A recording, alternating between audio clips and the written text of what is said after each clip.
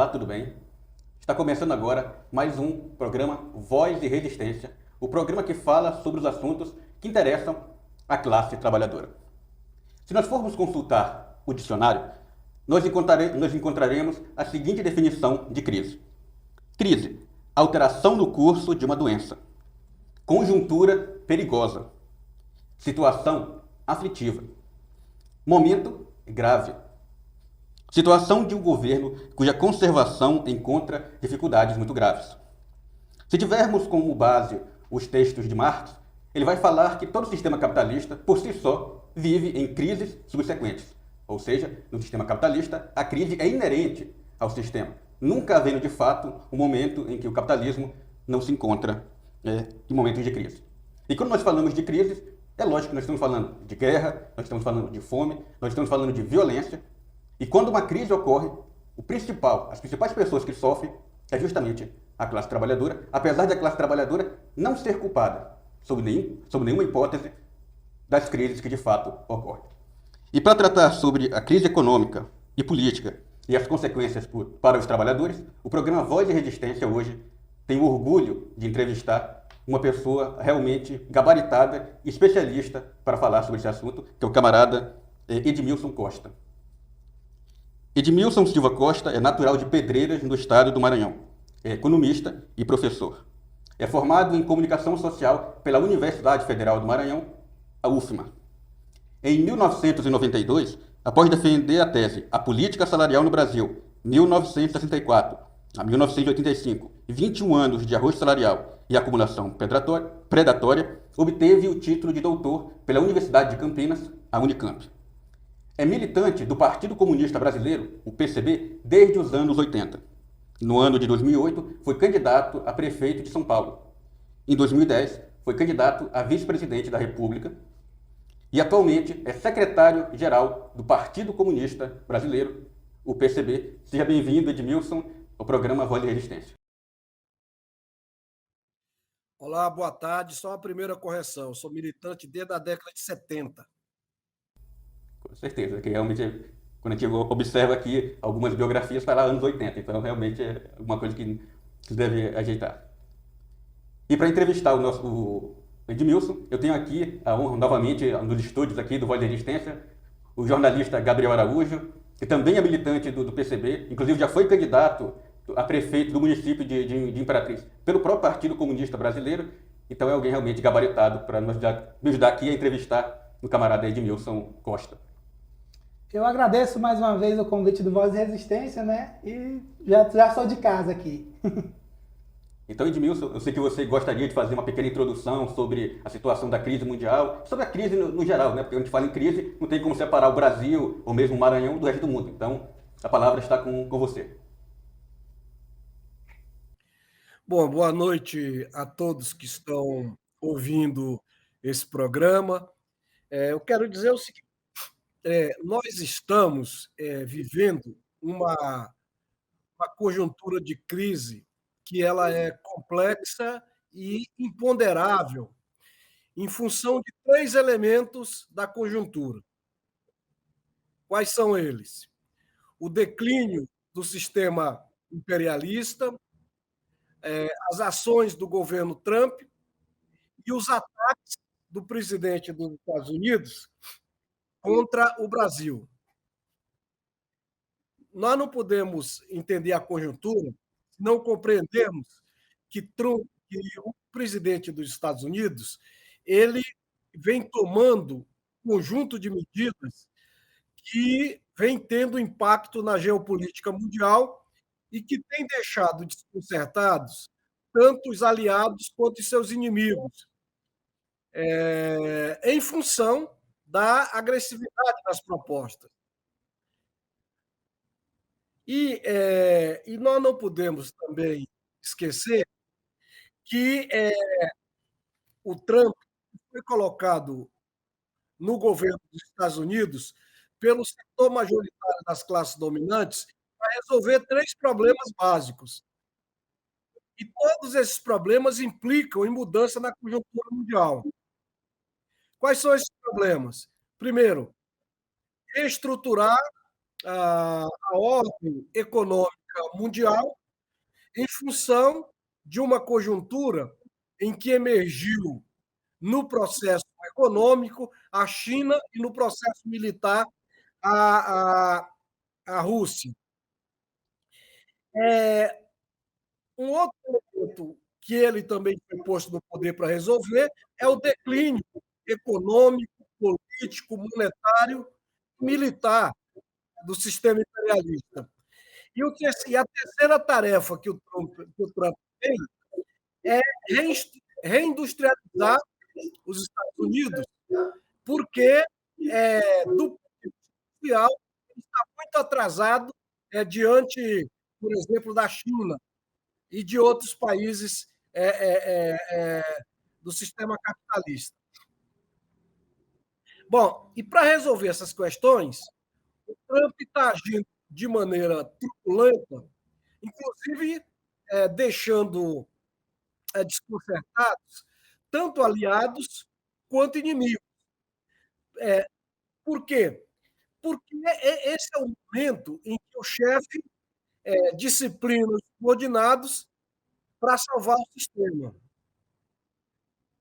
E essas medidas que o Trump vem tomando, que aparentemente elas são irracionais, na verdade elas têm um método, que é desorientar o adversário. Porque Trump é um negociante, ele usa intimidação, ele usa chantagem para buscar uma negociação a partir de uma posição de força. E isso ele já tem conseguido alguma coisa. Por exemplo, ele já fez negociações tarifárias vantajosas com mais de 90 países, ele obrigou os europeus a investir 5% do orçamento em problemas da guerra, está buscando um acordo com a Ucrânia, mesmo contra o que pensa o presidente da Ucrânia e a Europa. Então, esses são os elementos que norteiam a conjuntura mundial e que têm impactos em todos os países do mundo, inclusive no Brasil. Muito bem, camarada. Você traz essa questão mais ampla da situação econômica e política do mundo, principalmente agora com o governo Trump. E às vezes o trabalhador, principalmente no Brasil, quando às vezes ele não entende muito bem sobre esse assunto, né, mas ele percebe no seu dia a dia, ele percebe na sua vida. Né? Por exemplo, o trabalhador aqui no Brasil está percebendo muito a questão da carestia e do aumento do preço dos alimentos. Apesar de você ter alguns índices econômicos, por exemplo, nesse mês o IPCA caiu 0,11%.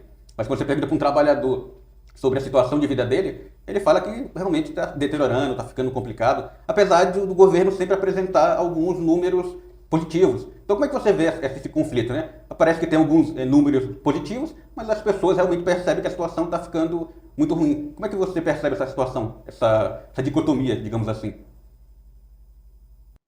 Olha, o problema maior do governo Lula é o fato de que a área econômica tomou um conjunto de medidas que ata as mãos do próprio governo para desenvolver uma política nacional de desenvolvimento.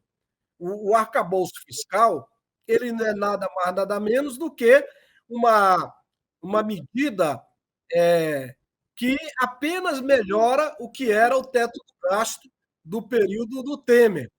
E com o orçamento fiscal, você fica engessado para fazer investimento público, você fica engessado para construir escolas, hospitais, estradas, infraestrutura, e, ao mesmo tempo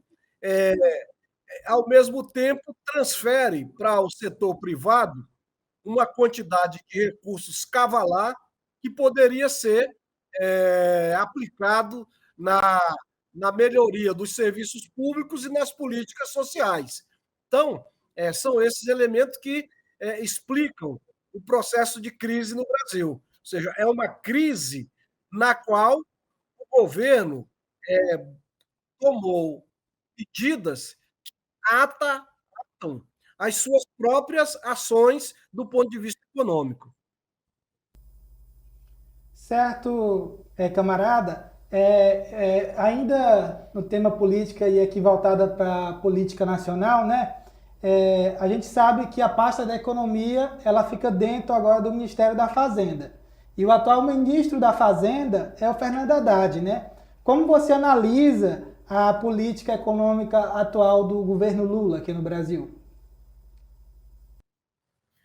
Não, a política econômica do governo Lula ela segue os postulados fundamentais do neoliberalismo, que é ajuste fiscal, metas de inflação e câmbio flutuante. Ou seja, do ponto de vista da essência do modelo, continua o mesmo modelo neoliberal. E o que é o modelo neoliberal? É o modelo onde você tem a austeridade fiscal, no qual a economia funciona como refém da oligarquia financeira, refém da dívida interna, mecanismo que faz com que o governo transfira a cada ano uma quantidade cavalar de dinheiro do fundo público para o setor privado. E dessa forma, o governo fica sem condições de realizar um projeto econômico que reestruture a indústria brasileira, que reestruture a infraestrutura e que faça uma política econômica no sentido de beneficiar os trabalhadores. Porque você pode dizer o seguinte: mas o governo tem o Bolsa Família, o governo tem o FIES, o governo tem uma série de medidas sociais. Isso funciona muito mais do que a vitrine para se poder fazer a política neoliberal. Porque o que se gasta por exemplo, o Bolsa Família é 10 vezes menos do que o governo paga de juros da dívida interna para a oligarquia financeira. Portanto, quem ganha com o modelo neoliberal é exatamente a oligarquia financeira e os setores que estão no maior extrato de renda do país. Portanto, a política econômica do governo Lula é uma política que, à exceção das medidas de compensação social, elas não diferem muito do que é o neoliberalismo clássico. Então, só deixar para a gente poder fazer de uma forma que fique mais fácil para as pessoas entenderem, né? Então, na sua visão, a política econômica, por exemplo, do ministro Paulo Guedes, que era ministro da Economia do governo Bolsonaro, e as medidas que toma o Fernando Haddad, que é o ministro da Fazenda do governo Lula, então, na sua visão, elas basicamente são a mesma coisa, né? Não houve uma mudança importante, uma mudança estrutural, não é? Não, na essência são a mesma coisa, mas a diferença é que na política de compensação social, o Lula tem feito mais coisas do que o governo anterior, porque a política de compensação social, é bom que se diga, é um elemento também da política neoliberal, porque se você não tiver a política de compensação social, isso vai produzir um conjunto de tensão social, um conjunto de tensão na sociedade que vai levar a um conjunto de revoltas sociais que vai colocar em xeque o próprio neoliberalismo. Portanto, essas políticas de compensação social são uma espécie de dádiva do neoliberalismo para evitar a revolta social. Ainda falando sobre a questão econômica, nos últimos meses ficou famoso, né, aqui no Brasil, entrou realmente na pauta, inclusive da fala dos trabalhadores, né, a questão sobre as sanções, né, que o presidente Donald Trump tem feito, os ataques que é feito ao Supremo Tribunal Federal, principalmente na figura do seu ministro relator, né, do caso Bolsonaro, que é o ministro Alexandre de Moraes. Inclusive com a aplicação de leis de morte econômica, como a Lei Magnitsky, né, a lei que, né, proíbe o Alexandre de Moraes de viajar para os Estados Unidos, de ter cartão de crédito, né, de ter posses nos Estados Unidos, algo do tipo. E muitos têm falado que isso são ações feitas única e exclusivamente porque o Trump quer livrar a cara do Bolsonaro, né, quer fazer uma interferência no Supremo Tribunal Federal. Mas realmente é isso? As ações do Trump têm por objetivo apenas a questão de salvar a pele do Bolsonaro? Ou tem algo por trás disso também?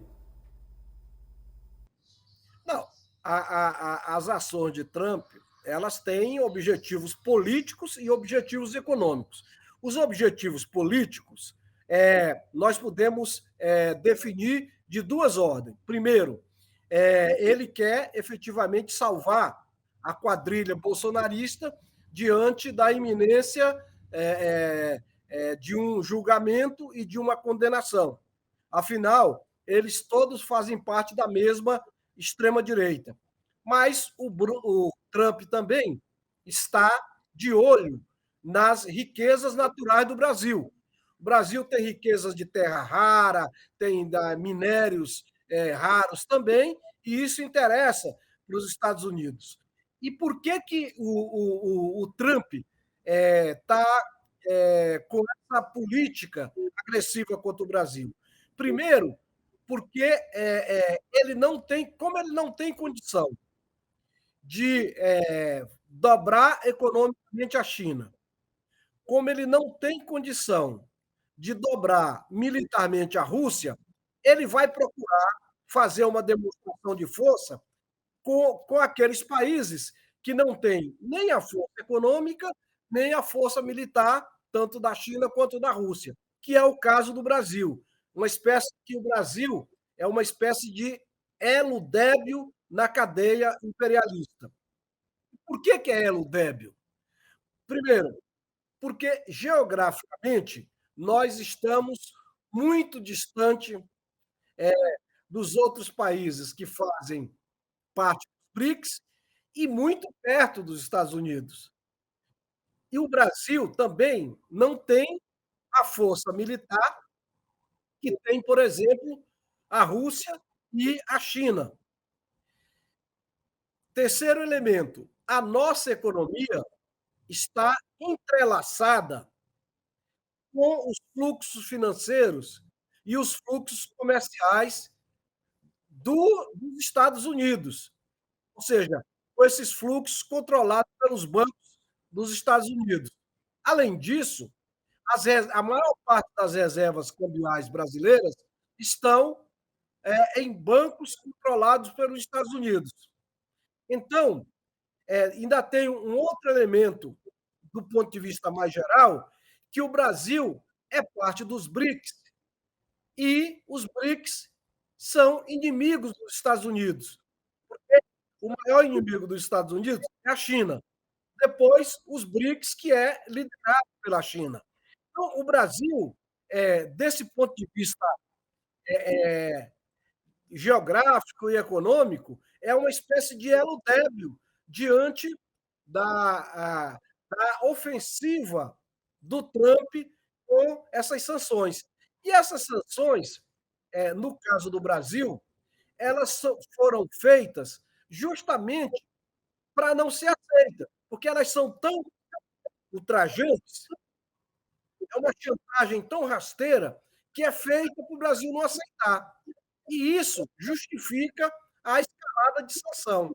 Além disso, também o Trump busca salvar a pele do Bolsonaro. E nós não podemos esquecer que o Brasil ele tem uma quinta coluna poderosa, infiltrada no parlamento, nas instituições governamentais, nos governos estaduais, nos governos municipais, nas câmaras dos deputados, na Assembleia Legislativa, nas câmaras de vereadores.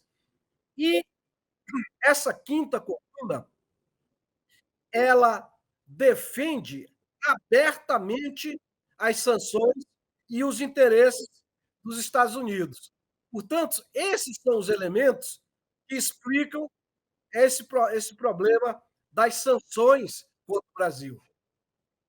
Ô, Edmilson, no último dia 5, né, deste mês, a gente teve um jogo da NFL que aconteceu em São Paulo, onde tinha uma mega bandeira dos Estados Unidos, né, um esporte praticado por estadunidenses, e lá parte da torcida brasileira vaiou o hino nacional dos Estados Unidos E de lá para cá a gente teve uma série de acontecimentos, como no dia 7 de setembro, também houve uma manifestação bolsonarista dos fascistas aqui do Brasil, né, que colocaram também uma mega bandeira dos Estados Unidos, e aí em meio ao julgamento do Bolsonaro, né, também porta-voz dos Estados Unidos chegou a falar em usar do exército deles e tal. Então, como você vê essa série de conjunto de coisas que os fascistas, tanto apoiadores de Bolsonaro quanto Trump, fez nos últimos dias aqui no Brasil? Ó, a manifestação aqui, perto da minha casa, aqui no MASP, onde eles estenderam aquela bandeira gigante, na verdade, um insulto e um ultraje à história do Brasil. Por quê? Porque isso representa uma atitude ignóbil. Porque como pode, no dia 7 de setembro, que se comemora a data da independência, um dia carregado, um dia simbólico, carregado de símbolos, é o dia exatamente em que essa quadrilha vai para as ruas com a bandeira dos Estados Unidos. Ou seja, no momento que Trump faz sanções contra o Brasil, no momento em que Trump ameaça o Brasil com o poder militar, no momento em que a Embaixada dos Estados Unidos faz provocações, chantagens contra o Brasil, exatamente nesse momento que a quinta coluna bolsonarista vai às ruas com a bandeira do inimigo que está tentando nos oprimir. Isso tem um lado também que a gente precisa entender, que esse gesto ele desmonta o mito do patriotismo bolsonarista. Ao longo dos últimos anos, o Bolsonaro ele tentou sequestrar a bandeira brasileira, tentou sequestrar a camisa da seleção brasileira. Esses bolsonaristas só iam para as ruas vestidos com as cores nacionais e agora, na hora do ver, o que nós vimos foi exatamente uma traição à pátria por parte dos bolsonaristas. E não adianta eles agora, que viram que teve uma repercussão muito negativa, dizer que isso foi coisa de pequeno grupo, eles não tinham responsabilidade sobre isso. Eles tinham toda a responsabilidade sobre isso. Primeiro, porque nenhum deles, nas manifestações, condenou o hasteamento daquela bandeira. E segundo, toda essa gangue bolsonarista apoia as medidas de sanções tomadas pelo Trump e também defende os interesses dos Estados Unidos. Portanto, esse gesto que eles fizeram teve esse efeito também no sentido de demolir essa cascata bolsonarista de que são patriotas. Patriota não faz o que eles fizeram. Portanto, a partir de agora, vai ser muito difícil esses caras aparecerem na rua, no rádio, na televisão, se denominando patriotas e, ao mesmo tempo, apoiando as sanções contra o Brasil e, no dia da independência do Brasil, aparece uma bandeira gigantesca nas manifestações. Então, isso vai ter uma repercussão muito negativa até o processo eleitoral.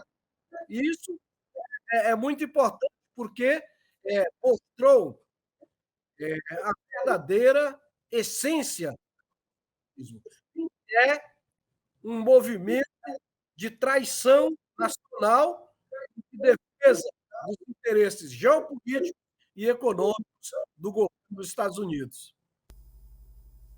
Inclusive, né, eles adoram falar, né, a sua frase bolsonarista preferida, né, dos bolsonaristas é: a nossa bandeira jamais será vermelha. Mas se a bandeira for listrada, tiver um vermelhinho, tiver umas estrelinhas, aí realmente pode ter vermelho na bandeira, né? A gente vê a hipocrisia dessa gente, né? A hipocrisia é total. Eu escrevi um artigo que deve sair amanhã ou depois na, na, na página do partido. Eu escrevi com raiva, porque eu fiquei muito puto com isso aí, onde eu estou levantando as críticas a essa atitude bolsonarista e, ao mesmo tempo, fazendo uma análise de por que o bolsonarismo conseguiu esse grande apoio popular, e vou analisando o que isso, quais foram os elementos que levaram o bolsonarismo a aprisionar nas bolhas digitais milhões e milhões de pessoas. Ainda falando sobre o bolsonarismo, hoje, estamos gravando esse programa no dia 10, né? Já tem, está tendo, né, a julgamento do Bolsonaro e da trama golpista, né? Aqueles que são considerados pela própria Procuradoria-Geral da República o núcleo duro, né, da tentativa de golpe de Estado. E nesse dia, né, dia 10 de setembro, já votaram a favor da condenação do Bolsonaro e do núcleo duro, do ministro Alexandre de Moraes e o ministro Flávio Dino. E recentemente, né, o ministro Luiz Fux acabou, né, fazendo uma divergência, dizendo que o Supremo Tribunal Federal não tem capacidade de julgar essa trama golpista, praticamente absolvendo o Bolsonaro. Eu gostaria de perguntar o que você acredita que pode acontecer no Brasil, tanto a nível político e econômico, caso o Bolsonaro seja condenado. E de fato, né, provavelmente ele realmente será condenado, provavelmente irá para alguma cadeia, não irá para uma cadeia comum, mas provavelmente será preso, ali mais ou menos o que aconteceu com Lula, né? Preso em alguma carceragem da Polícia Federal, na carceragem do Exército. O que você acha que pode acontecer quando o Bolsonaro de fato for condenado e preso? O que pode acontecer no país de ruim, né? Eu acho que o Bolsonaro vai ser condenado e vai ser preso. Agora, o que vai acontecer depende muito da maneira como os bolsonaristas vão reagir a isso. Nós não podemos esquecer que as manifestações bolsonaristas elas não têm mais a dimensão que elas tinham no passado. Eles aqui juntavam 400 mil, 500 mil pessoas. Agora, as manifestações dele junta 20 mil, 30 mil, 40 mil, ou seja, 10% daquilo que ele juntava no passado. Eu tenho a impressão de que a burguesia já lançou Bolsonaro ao mar.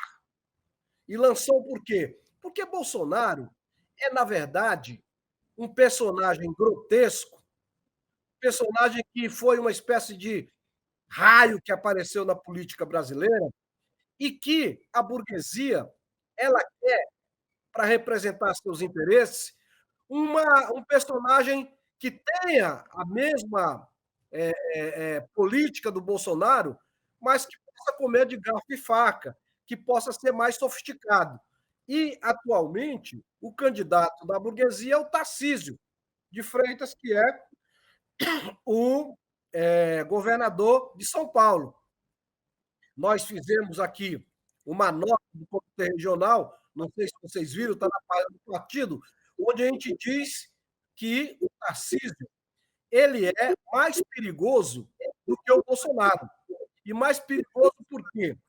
Porque ele faz tudo que o Bolsonaro faz, mas passa uma imagem de um cara técnico, de um cara moderado, de um cara que não tem a grosseria que o Bolsonaro tem.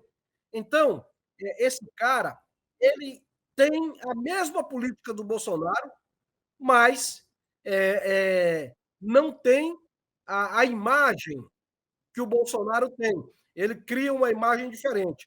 E então a gente fez uma nota política aqui em São Paulo, do Comitê Regional, dizendo que o Tarcísio é mais perigoso do que o Bolsonaro.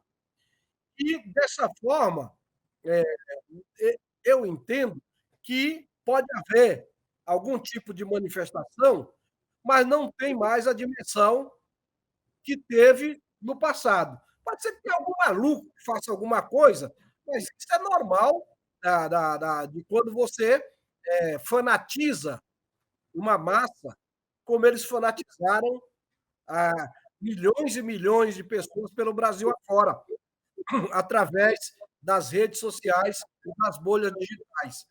Mas eu acho que a burguesia já jogou o Bolsonaro no mar.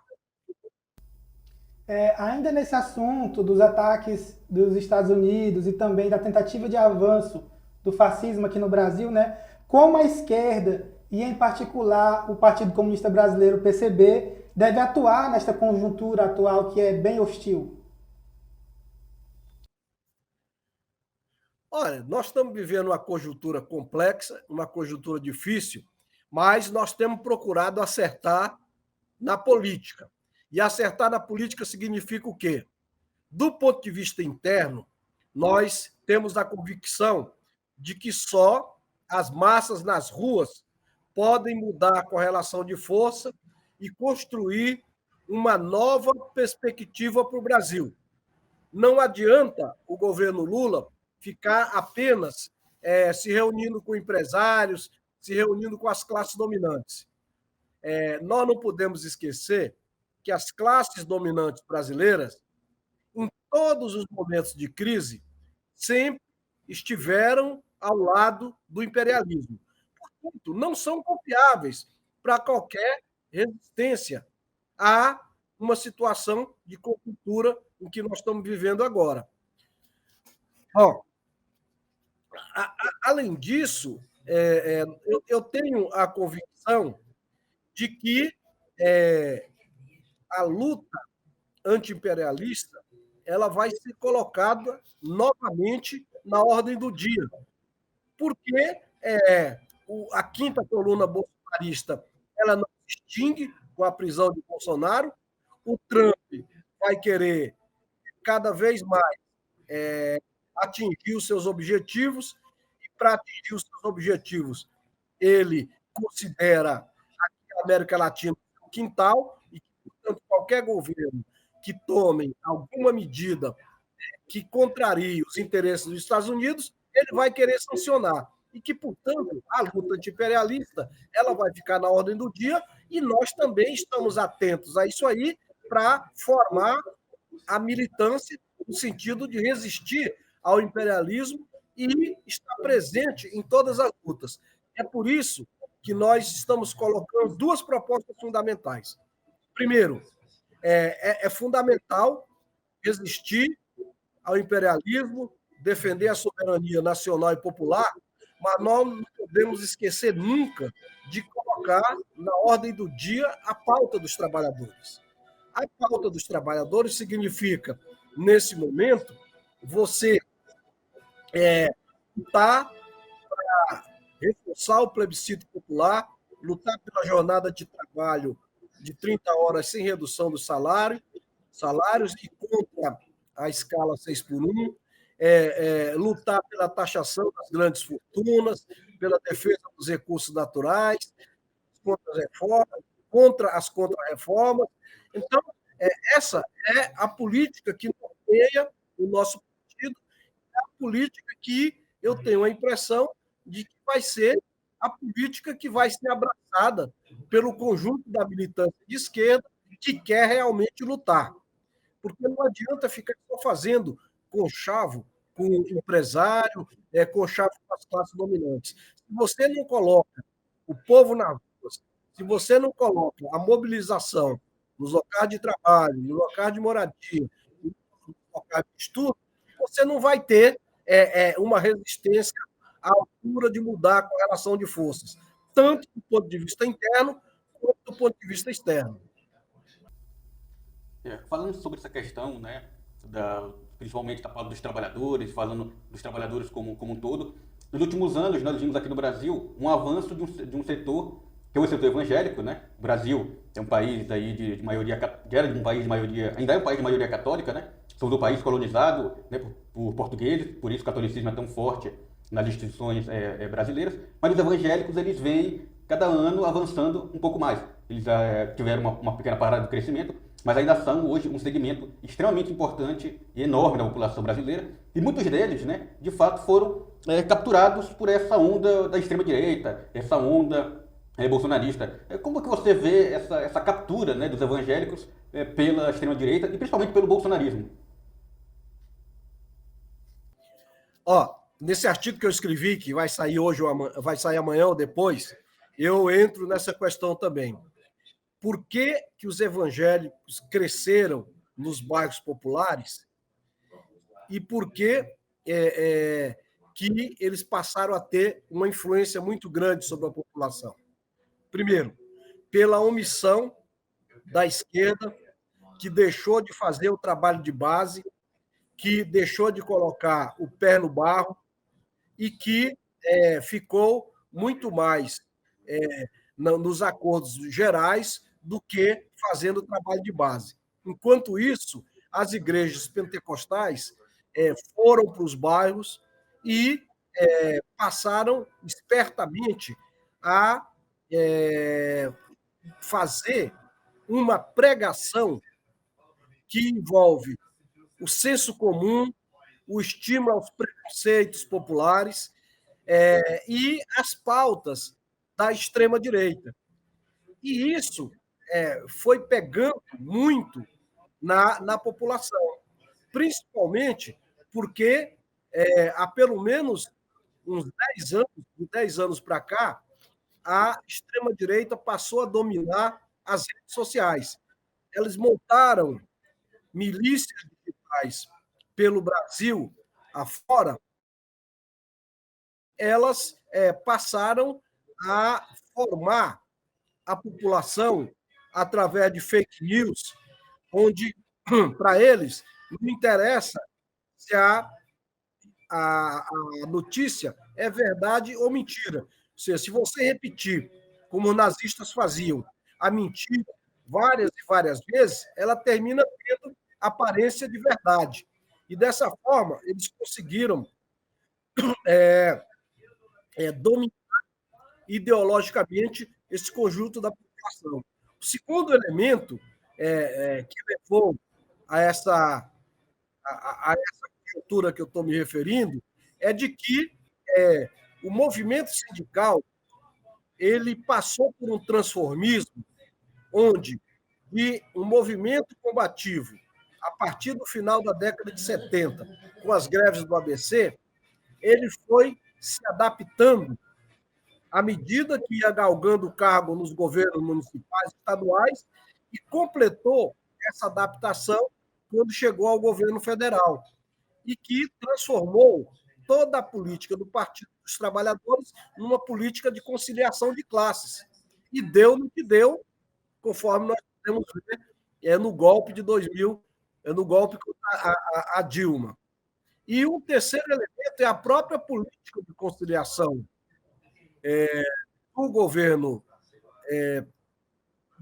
Lula, que continua na ilusão de que as alianças com a burguesia vão proporcionar a que ele possa fazer algum tipo de mudança. E o que nós sabemos é que todas aquelas forças que se alinharam com a burguesia terminaram sendo absorvidas pela própria burguesia. E, dessa forma, dormir com o inimigo, você pode amanhecer morto. Edmilson, voltando aqui às imposições dos Estados Unidos ao Brasil, quais as implicações que o tarifaço imposto pelos Estados Unidos podem repercutir na economia, na nossa economia aqui do Brasil? Olha, tem algum tipo de repercussão, porque o Brasil exporta cerca de 13% da pauta de exportação vai para os Estados Unidos. Isso, de certa forma, dá uma repercussão em alguns setores da economia. Mas a absoluta maioria dos setores exportadores brasileiros não estão mais vinculados aos Estados Unidos como eram no passado. Isso é uma coisa muito boa, porque se nós tivéssemos, como era no passado, praticamente com a maior parte da nossa exportação vinculada aos Estados Unidos, nós estávamos na Rua da Amargura. No entanto, com a diversificação das exportações, as sanções dos Estados Unidos não vão ter a repercussão na economia brasileira que teriam se o Brasil estivesse vinculado aos Estados Unidos do ponto de vista do comércio mundial. A segunda coisa é que, como o Brasil faz parte dos BRICS, então, não no curto prazo, mas no médio prazo, pode ter a capacidade de que grande parte dos produtos que o Brasil vendia para os Estados Unidos agora podem ser direcionados para outros países dos BRICS, como a China, a Índia, a Rússia, a Indonésia, ou seja, um conjunto de países que não estão vinculados à política norte-americana. Portanto, eu tenho a impressão de que, do ponto de vista econômico, a repercussão não é tão grande, apesar do chororô dos setores exportadores ligados aos Estados Unidos. Dentro dessa conjuntura, tanto nacional quanto internacional, que é pautada por essa questão de conflitos, de dificuldades econômicas, né, pelas taxações aí, nas próximas eleições, né, nós teremos eleições presidenciais, né, eleições também para governador, eleições para as assembleias legislativas.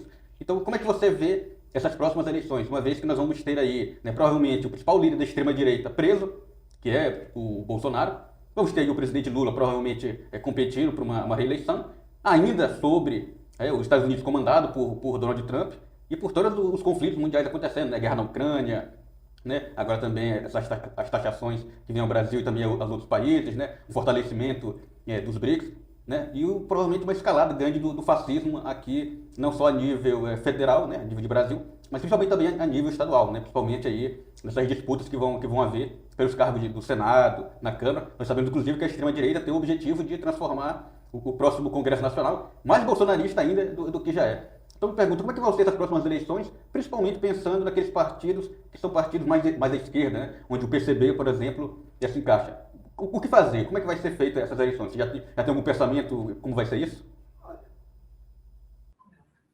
Nós ainda estamos bastante longe das eleições, ou seja, quase 1 ano e meio das eleições. Portanto, numa conjuntura acelerada como é a conjuntura tanto mundial quanto brasileira, as coisas podem se precipitar de uma semana para outra. Mas eu tenho a impressão de que a burguesia ela vai buscar um candidato que não tenha a mesma expressão tosca e grotesca do Bolsonaro.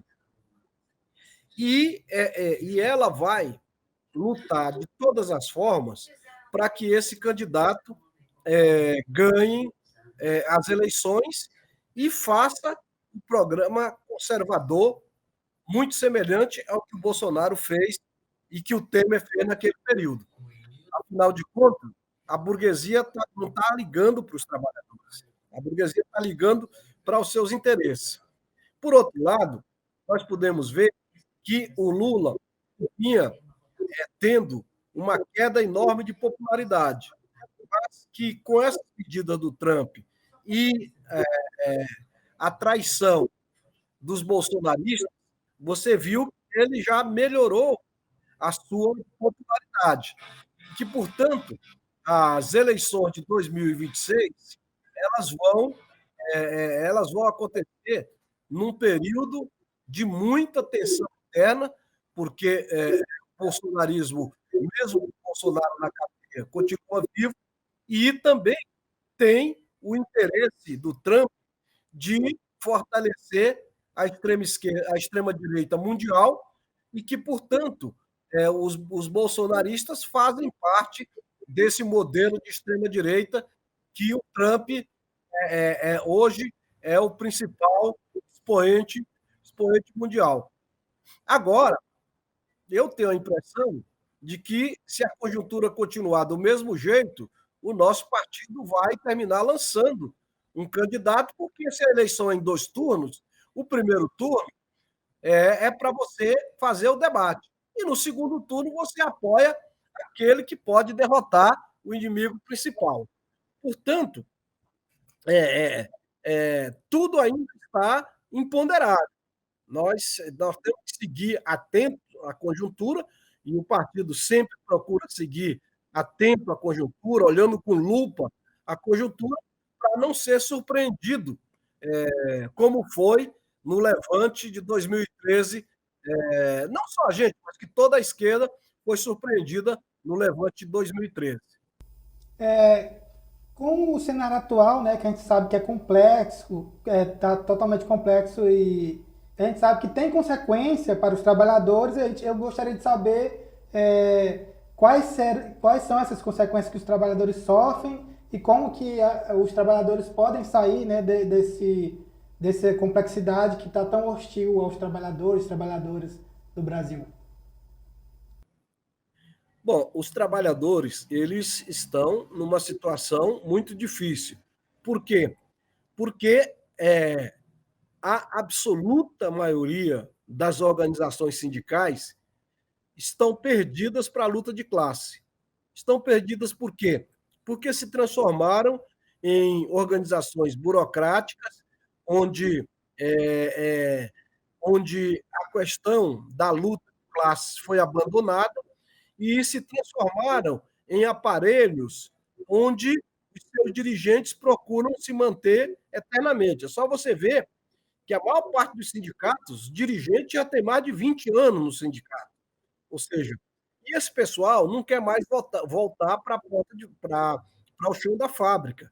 Então, e eles também estão nessa política de conciliação de classe. Então, é uma situação muito difícil. E as organizações dos trabalhadores, que são classistas, ainda são muito pequenas e com pouca influência junto aos trabalhadores, porque a máquina que foi montada pelas grandes centrais sindicais é uma máquina que tem muito dinheiro e que, para você vencer eleições, é muito difícil. Agora, quando a conjuntura se acelera, quando a conjuntura ganha uma nova dinâmica, você faz em semanas aquilo que demorou anos para acontecer. Então, eu espero que essa conjuntura se acelere e que os trabalhadores voltem a ter um processo de reorganização de forma a reconquistar as suas entidades para uma política classista e, dessa forma, concluir um encontro nacional dos trabalhadores que possa tirar uma pauta econômica unitária dos trabalhadores para intervir na luta social e buscar mudar essa correlação de forças. Agora, isso só vai acontecer se a dinâmica da conjuntura e a dinâmica da luta de classe favorecer os trabalhadores nessa quadra que nós estamos vivendo. Edmilson, você que é doutor em economia pela Unicamp, você defendeu na sua tese, analisou na sua tese, o período ali da ditadura militar, né? 1964 a 1985, que segundo a sua tese foram anos de arroz salarial e acumulação predatória. E depois da redemocratização, o que você poderia classificar a economia brasileira? O que ela mudou da economia brasileira da ditadura militar para a economia brasileira pós-ditadura militar nos anos de redemocratização? Não, a mudança do ponto de vista político é muito grande, porque no período da ditadura, o movimento sindical era não só perseguido, mas grande parte dos dirigentes sindicais eram presos e muitos assassinados. Então, à medida que você reconquista a democracia, à medida em que você passa a ter mais liberdade para fazer a política salarial, para fazer a reivindicação salarial, essa é uma conjuntura melhor do que na ditadura. Agora, os governos que foram eleitos a partir desse período não desenvolveram uma política favorável aos trabalhadores. Se nós olharmos a Constituição de 1988, e ela traz um conjunto de direitos e garantias para os trabalhadores que, a partir dos anos 90, começaram a ser desmontados, porque eles diziam que as reivindicações dos trabalhadores não cabiam na economia, que aquilo que estava na Constituição não cabia na economia brasileira. E se nós olharmos o que era a Constituição de 88 e o conjunto de reformas que foi feito, praticamente descaracterizaram boa parte daquilo que foi conquistado em 88. E até mesmo a CLT, que é da década de 40, também foi totalmente descaracterizada pelos 35 anos de política neoliberal que vem ocorrendo no Brasil. É reforma trabalhista, é reforma da Previdência, é contrato itinerante, é terceirização, é quarteirização, é a cascata do empreendedorismo, ou seja, um conjunto de falácias e um conjunto de derrotas da classe trabalhadora que vem acontecendo desde a década de 90, quando começou a ser implementada de maneira mais efetiva a política neoliberal.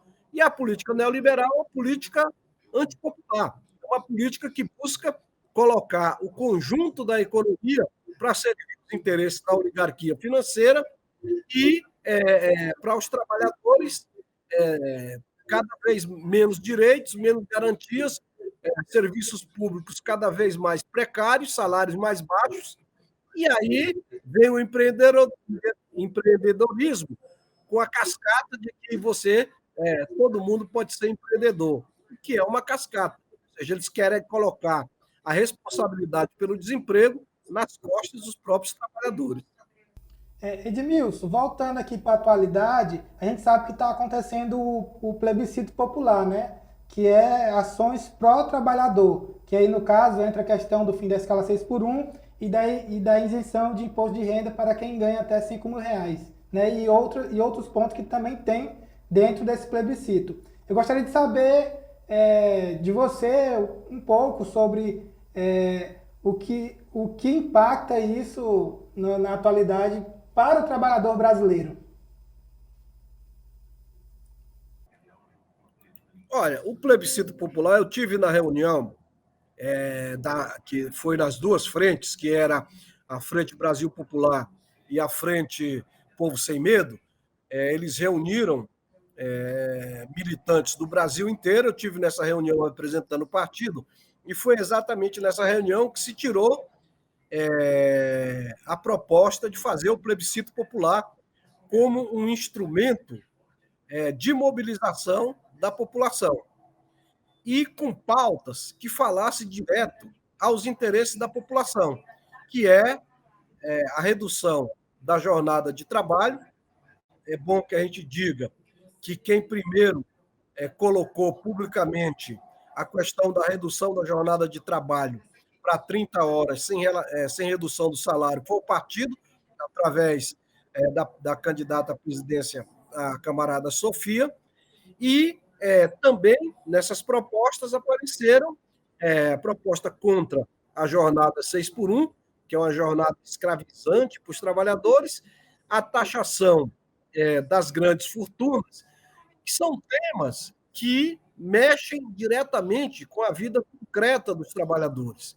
Então, o que nós entendemos é que toda a militância deve se jogar nessa luta para fazer com que o plebiscito tenha um enorme apoio popular e que possa fazer com que essas bandeiras se transformem num instrumento de luta para que force o parlamento a discutir e que os trabalhadores tenham condição de fazer com que elas sejam aprovadas.